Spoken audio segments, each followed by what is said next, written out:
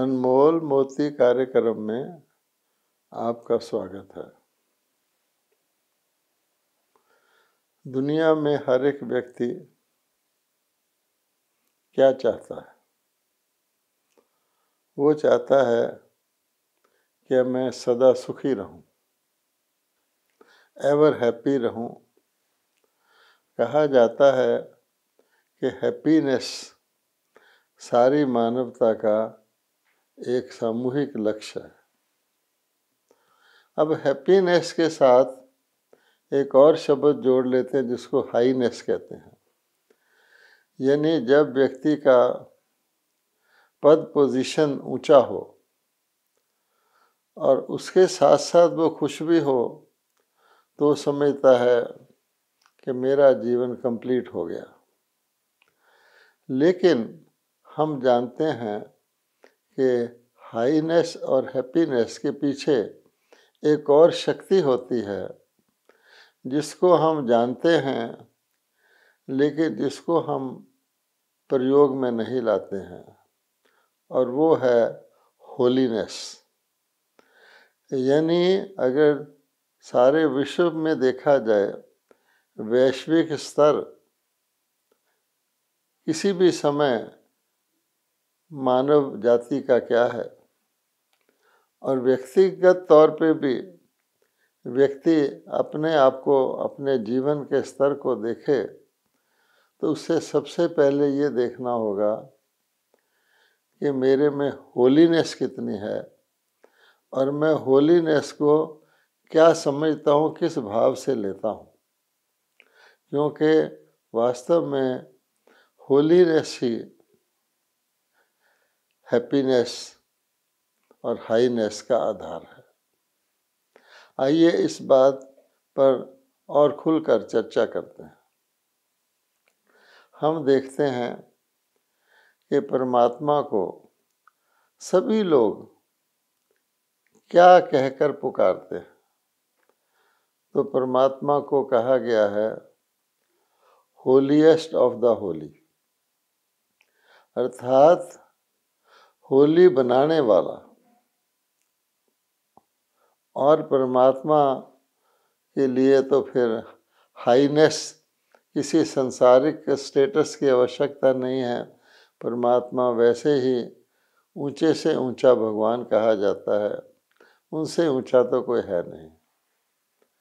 और जहाँ तक हैप्पीनेस का सवाल है तो दुनिया के मानव तो हैप्पीनेस को जीवन का लक्ष्य समझते हैं और स्थायी खुशी मिल जाए इसी को वो अपने जीवन यात्रा की सफलता मानते हैं।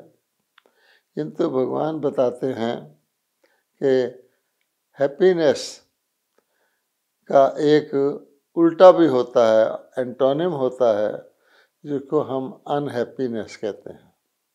अर्थात खुशी का उल्टा गम होता है।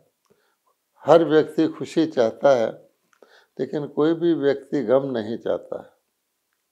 इसी प्रकार से सुख का भी एंटोनिम होता है दुख। हर व्यक्ति सुख तो चाहता है लेकिन दुख नहीं चाहता। ऐसे एक और शब्द ले लेते हैं शांति। तो शांति का भी एंटोनिम होता है अशांति। प्रेम का एंटोनिम होता है घृणा। इन चार बातों को ही ले लेते हैं। तो अगर कंप्लीट होलीनेस हो, होलीनेस को हम हिंदी में पवित्रता कह सकते हैं, यानी संपूर्ण पवित्रता हो जहाँ पर और जिसमें, वो संपूर्ण पवित्रता ही संपूर्ण सुख और संपूर्ण शांति की जननी है। अगर सुख में कमी है, शांति में कमी है, किसी भी प्रकार की कमी है, अर्थात मानव के अंदर किसी न किसी प्रकार की कोई भी असंतुष्टता है या अभाव है, तो उसका मूल कारण पवित्रता की कमी, होलीनेस की कमी है।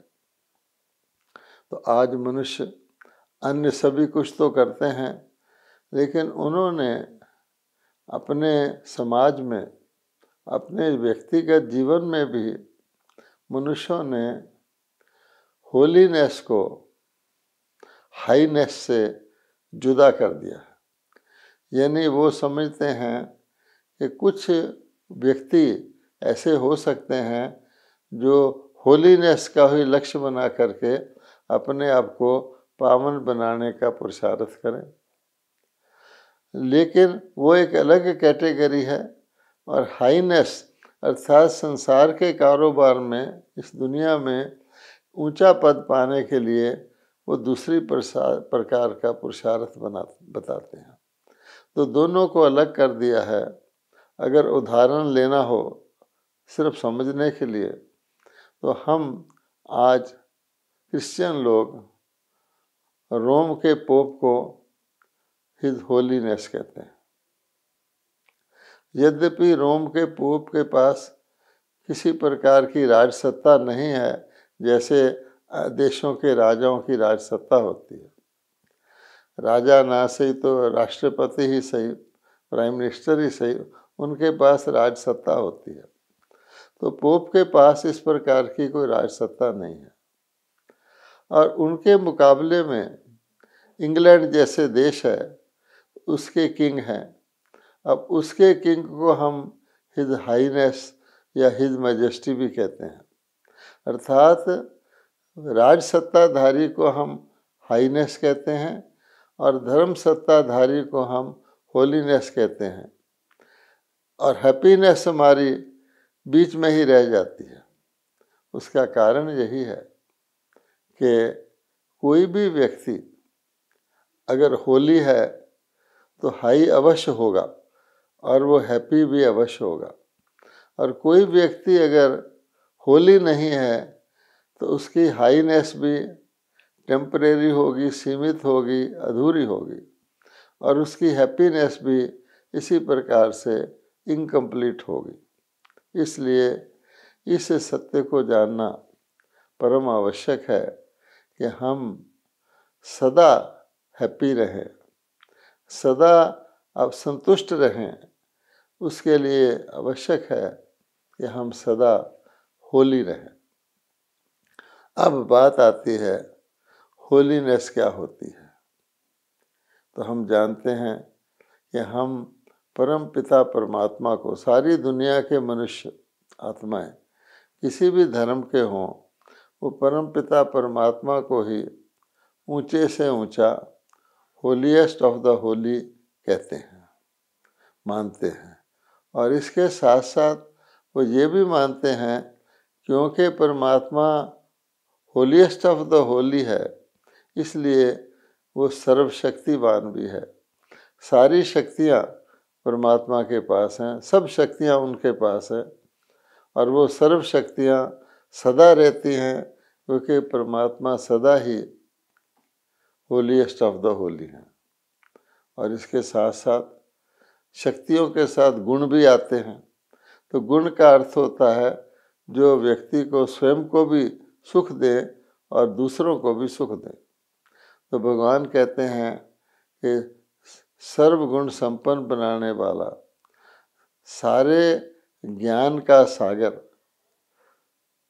गुणों का सागर, वास्तविक सुखदायी शक्तियों का सागर एक परमात्मा को ही कहा जाता है। इसलिए जितनी भी मनुष्य आत्माएं हैं वो होलीएस्ट बनने के लिए होलीएस्ट को याद करते हैं।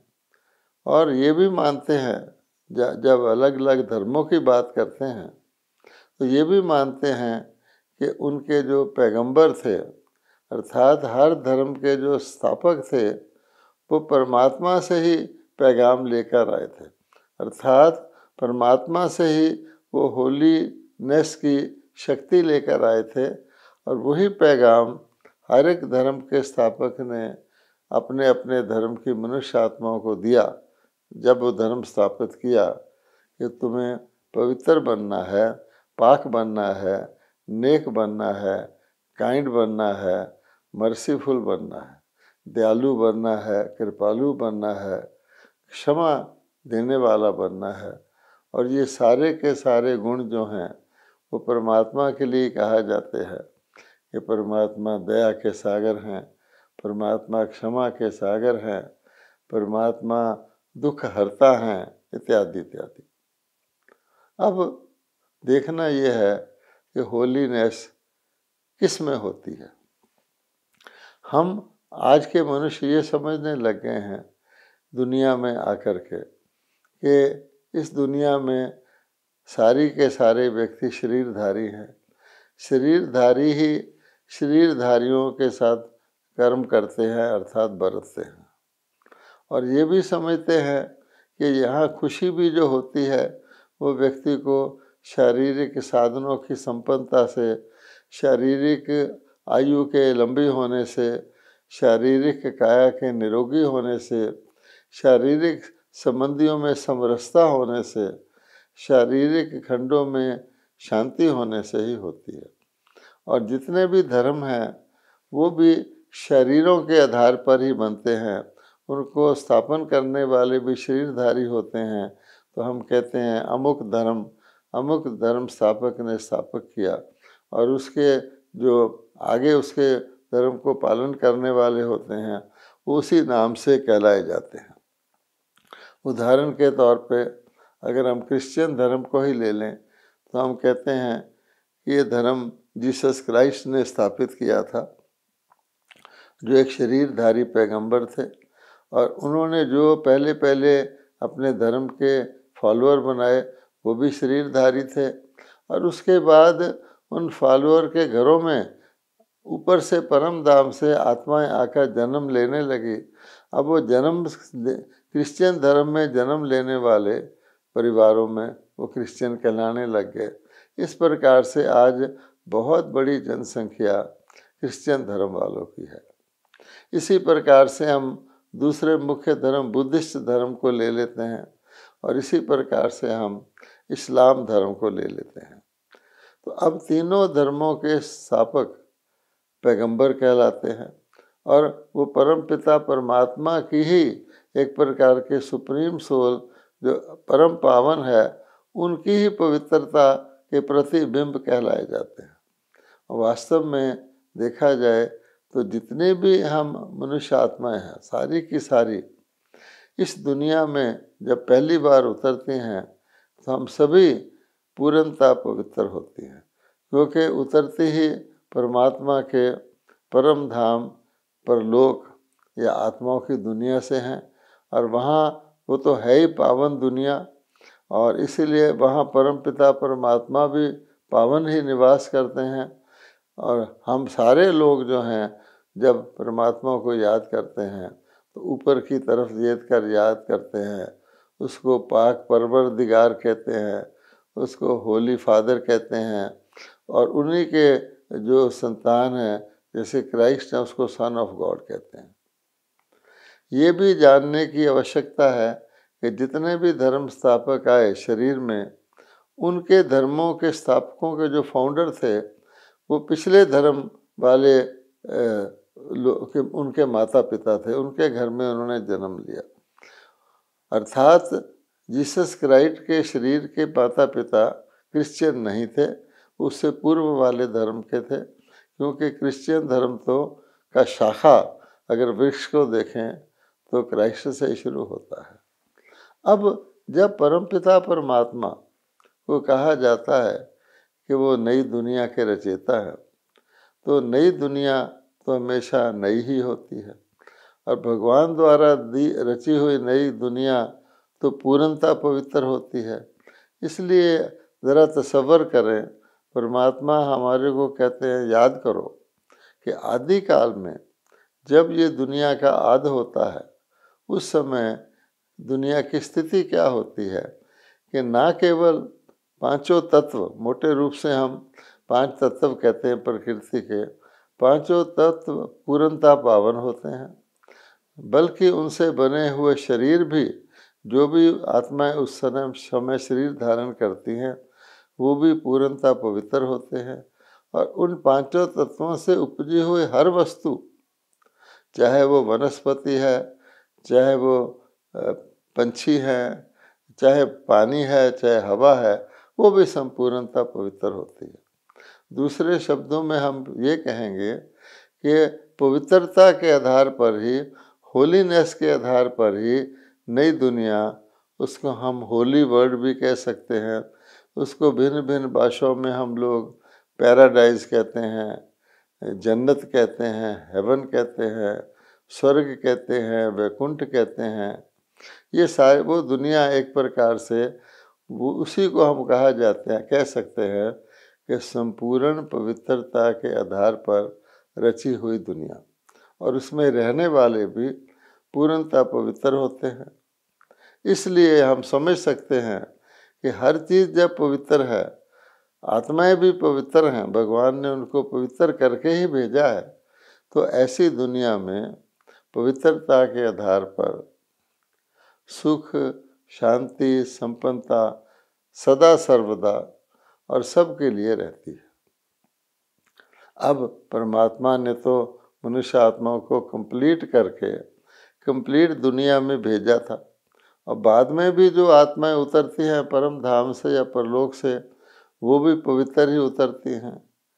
फिर क्या वजह हुई कि आज मनुष्य आत्माएं जो हैं वो पवित्रता को भूल चुकी हैं, पवित्रता को खो चुकी हैं, और वो खुशी तो चाहती हैं, हैप्पीनेस तो चाहती हैं, और इस दुनिया के अंदर हाईनेस भी चाहती हैं, अच्छे से अच्छा पद पोजीशन भी चाहती हैं, अच्छे साधन भी चाहती हैं। लेकिन जिनको ये अच्छे साधन मिल जाते हैं, पद पोजीशन मिल जाता है, वो भी हाई होते हुए भी हैप्पी नहीं है। तो उसका कारण यही होता है कि होलीनेस अर्थात पवित्रता लुप्त हो जाती है।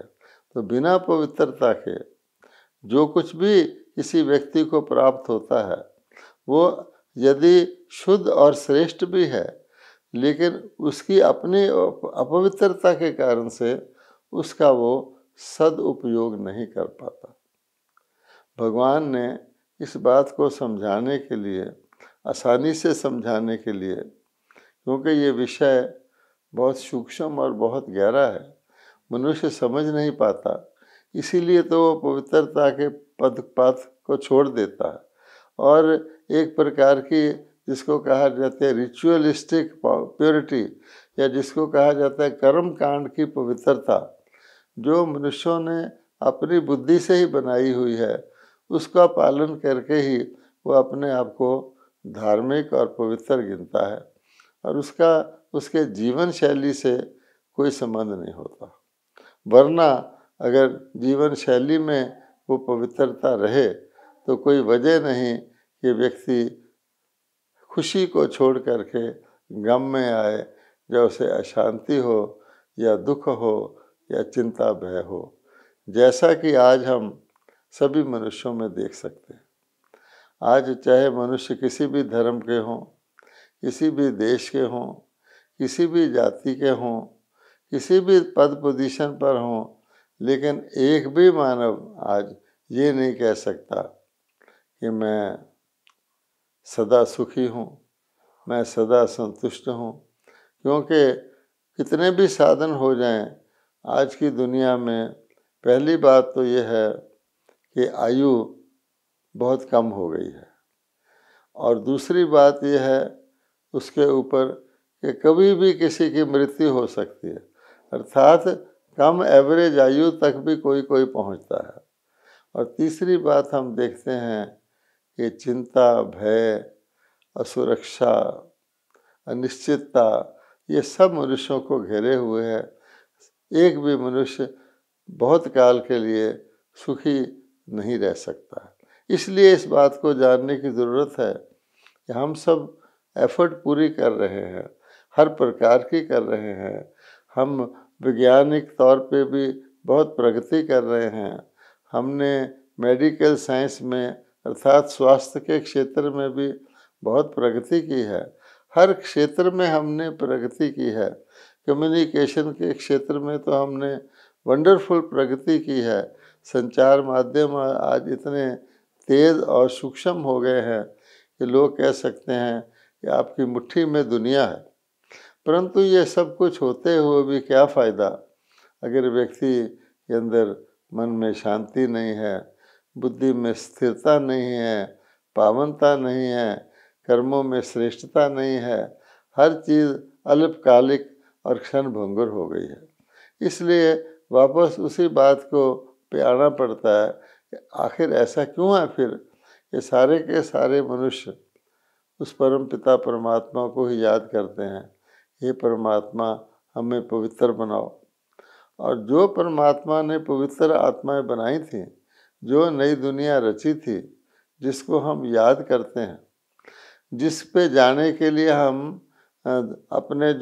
अपने संबंधी शरीर छोड़ते हैं, तो हम कामना करते हैं या उनका रिस्पेक्ट करते हुए कहते हैं कि फलाना शरीर त्यागा तो परलोक सुधार गया, भगवान के पास चला गया, या हम कहते हैं वो स्वर्गवास हो गया, अर्थात उस सुख की दुनिया में चला गया। तो देखने की बात पहली तो यह है कि मूल तौर पे पवित्रता और अपवित्रता धारण किस में होती है, क्योंकि सबसे बड़ा धोखा मनुष्यों ने ये खाया हुआ है, वो ये समझते हैं कि सारी दुनिया शारीरिक है, यहाँ सब कुछ शारीरिक है, तो शारीरिक स्वच्छता को ही उन्होंने पवित्रता गिन लिया है। अर्थात हमारे खाने पीने की वस्तुओं के अंदर अगर मिलावट ना हो, वो स्वच्छ हो, हमारी हवा अगर स्वच्छ हो, उसमें पोल्यूशन ना हो, हमारा जल इस प्रकार से स्वच्छ हो, यानी स्वच्छता को ही उन्होंने पवित्रता गिन लिया है। ये तो कहा गया है कि cleanliness is next to godliness, स्वच्छता अच्छी चीज़ है। और आप देखेंगे खास तौर पे धार्मिक स्थानों पर स्वच्छता रखी भी जाती है, और बड़े बड़े जो अच्छे घरों के लोग हैं वो अपने घरों में क्लीनलीनेस रखते हैं। लेकिन एक है बाहर की स्वच्छता, एक है मन की स्वच्छता। अगर मन के अंदर मैल है, तो हमारी बुद्धि अगर मलिन है, पतित है, दूषित है, तो फिर बाहर की स्वच्छता किसी काम की नहीं रहती। इसलिए भगवान कहते हैं मैं पहले आकर के धरती पर आके मैं ही मनुष्य आत्मा को पवित्रता के बारे में ज्ञान देता हूँ, क्योंकि मनुष्य तो पवित्रता को अन्य अन्य रूपों से लेते हैं। वो समझते हैं हम किसी धर्म के अनुयायी बन जाएं, फॉलोअर बन जाएं, और उस धर्म द्वारा बताए हुए जो कर्म कांड हैं, मान लीजिए जिसमें कहा जाता है तो अपने धर्म के पवित्र स्थानों पर विजिट करो, वहाँ की यात्रा करो, अपने पवित्र स्थानों पर जा कर के पानी में शरीरों को स्नान कराओ, अपने पवित्र स्थानों पर जा कर के तुम माला फेरो, दान करो, पुण्य करो, यज्ञ करो, कोई मंदिर में शिला लगवा दो, इत्यादि इत्यादि। वो समझते हैं यही दान पुण्य है। भगवान कहते हैं नहीं, हमारे कर्मों के अंदर जो अपवित्रता आ जाती है उसको हटाना है, और इसमें कर्म करने वाला शरीर नहीं है। ये खास भगवान समझाते हैं कि कर्म करने वाला शरीर नहीं है, कर्म करने वाली आत्मा है जो शरीर के द्वारा कर्म करती है। जैसी आत्मा होती है उसी प्रकार के कर्म वो शरीर के द्वारा करती है, और उसको शरीर भी उसी प्रकार का ही मिलता है। ऐसे नहीं हो सकता कि कलयुग में किसी को देवताई शरीर मिल जाए, क्योंकि वो तो बड़े पांच पावन तत्वों का बना हुआ होता है। कलयुग में तो पावन तत्व होते ही नहीं है। इसीलिए भगवान ने समझाया है मोटे रूप से कि हर चीज़ की 3 अवस्थाएं होती हैं, जिसको सतो, रजो और तमो कहा गया है। पहले हर चीज़ नई होती है, परफेक्ट होती है, पूर्णतः पवित्र होती है। आधा समय तक हम कह सकते हैं किसी भी वस्तु की या व्यक्ति की आयु के आधा समय तक वो नई ही रहती है, लेकिन जब दूसरा आधा शुरू होता है तो उसको हम कह देते हैं सेकंड हैंड या पुरानी। ये एक स्वाभाविक क्रम है, इसमें किसी का दोष नहीं है। भगवान भी जानते हैं कि मैंने सतोगुनी दुनिया रची, सतोगुनी देवी देवता बनाए, वो संपूर्ण पावन थे, लेकिन कालांतर से आधे टाइम के बाद उन देवताओं में भी अपवित्रता प्रवेश कर जाती है। थोड़ी सी प्रवेश करती है, लेकिन धीरे धीरे वो अपवित्रता बढ़ती जाती है और पवित्रता घटती जाती है। और उनकी बुद्धियाँ इस प्रकार की हो जाती हैं कि वो ये समझते ही नहीं है कि अपवित्रता मुझ आत्मा में है। आत्मा के जैसे संस्कार होते हैं उसी प्रकार से आत्मा का मन और बुद्धि सोचता है।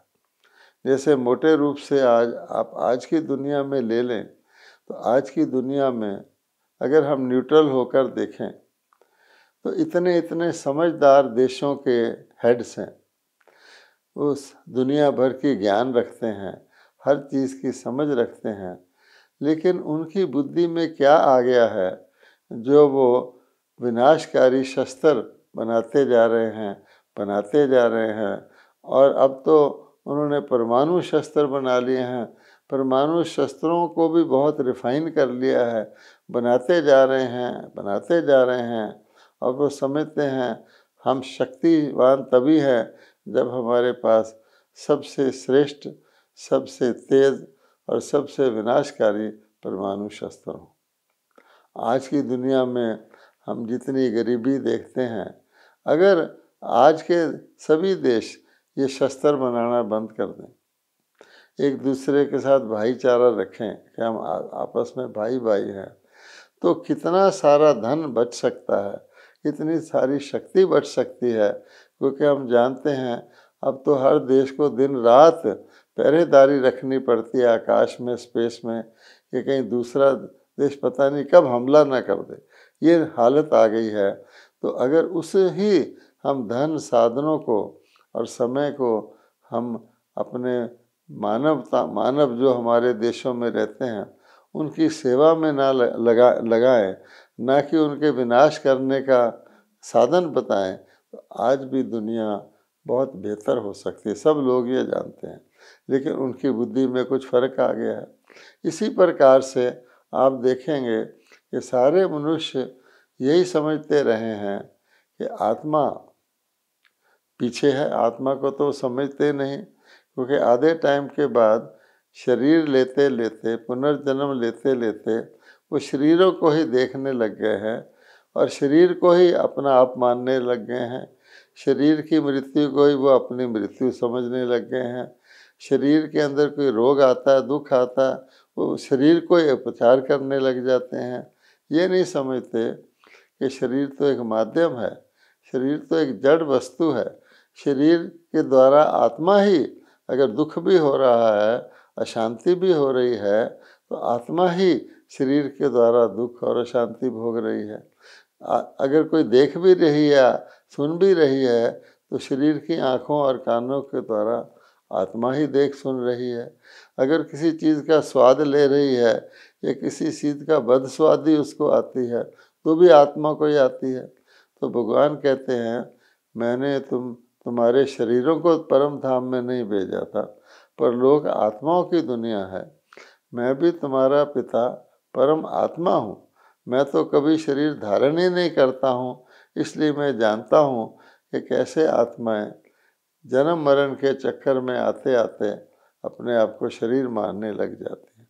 शरीर मानने के कारण उनका लाभ हानि का, उनका उस्तति निंदा का, उनका फायदे नुकसान का, हर चीज़ का मापदंड शरीर ही हो जाता है। तो ये समझते हैं अगर शरीर में हमने बहुत धन संपत्ति इकट्ठी कर ली तो हम अमीर हो गए। मान लीजिए हो भी जाए और आयु ख़त्म हो जाए तो धन संपत्ति किस काम की, ये भूल जाते हैं। तो भगवान आकर के धरती पर आना पड़ता उनको कि मैं आकर के, गीता इसका साक्षी है, पहला सबक ये देता हूँ कि तुम शरीर नहीं आत्मा हो। आत्मा ही पावन थी, आत्मा ही पतित बनती है। और जब तक तुम आत्मा को पावन नहीं बनाओगे, वापस तुम उसी अपनी सतो प्रधान स्थिति में नहीं आ सकते जहाँ होलीनेस के कारण हाईनेस भी रहे और हैप्पीनेस भी सदा रहे। तो भगवान कहते हैं, समझाते हैं कि देखो आत्मा निकल जाए तो शरीर बिल्कुल जड़ हो जाता है, उसको तो जला दिया जाता है, ख़त्म कर दिया जाता है। आत्मा ही लाइफ है, आत्मा ही करती भोगती है और आत्मा ही आप हो। मैं आत्मा हूँ, मेरा शरीर है, तुमने मेरे को मैं समझ लिया। इस प्रकार का ज्ञान परमात्मा जब ऐसा कलयुग के अंत का समय आता है, जब सभी देह अभिमानी हो जाते हैं और विनाशकारी बुद्धि हो जाती है और विनाश की ही तैयारियां करते हैं, भगवान कहते हैं उसमें भी कल्याण है, क्योंकि उन द्वारा विनाश से सृष्टि पर सफाई हो जाती है और मैं नई दुनिया के लिए आत्माएं विनाश से पहले तैयार करता हूँ, जो सदा पावन होती हैं, जो पवित्र होती हैं, जो मेरे द्वारा होली बनती है, ताकि वो आने वाली जो नई दुनिया भगवान पुनः स्थापन करते हैं और कर रहे हैं, उसमें आकर के पुनर्जन्म ले सकें। इन्हीं बातों को विस्तृत तौर पे जानने के लिए आप ब्रह्मा कुमारी के किसी भी निकटवर्ती सेवा केंद्र पर पधारें। ओम शांति।